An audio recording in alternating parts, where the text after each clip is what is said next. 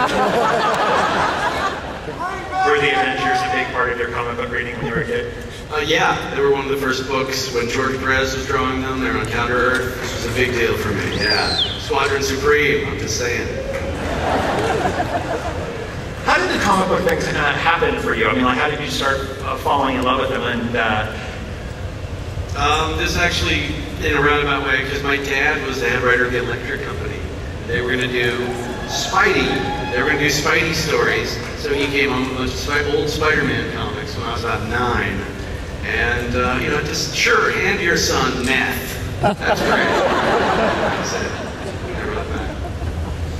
And that's how the comic book love. So, what were sort of like the seminal kind of like superhero stories of your youth? You know, there's so many that, you know, it would take forever. But I'm just going to go with the, the Avengers annual and the Thing 2-in-1 annual that Jim Starlin did with the Death of Warlock.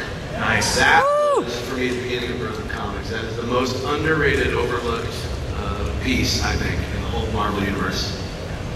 JJ, were you into like superhero comics at all? Is that like a big passion for you? I was not as much as Josh, but you know, I worked at a comic book store when I was a kid. One of the first jobs I had, and I was like, you know, just 15 years old, and I got a job in a store in LA. And the first day on the job, the guy was a really weird dude who owned the store. I don't know what he was on, but he gave me the keys, and he's like, I'll be back, I'll see you tomorrow. And he left. I was like alone in the store with the keys. He didn't even tell me how to lock the door. So I kind of wanted to steal some of the older Spidey books that were there, and I didn't do it. I probably should have. So I would read books, you know, there, and I got into it. But I was never into it. I was more like into the Twilight Zone and more TV and movie stuff. At one point, you did write a script for a Superman movie. It didn't get made. But very well received.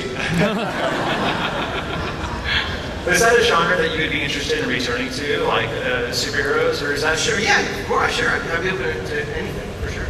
Even if you could just sum it up in a line. I have to have a take. Yeah, it's helpful when you're a director to have kind of a take on it. Okay, it is a little early. You know, I am still writing an outline. I'm still in that stage of reworking it. I will say that the thing that I love about it, the thing that made me excited to do it, was just how completely counterintuitive it is. It makes no sense. These people should not even be in the same room, let alone on the same team. And that, to me, is the very definition of family.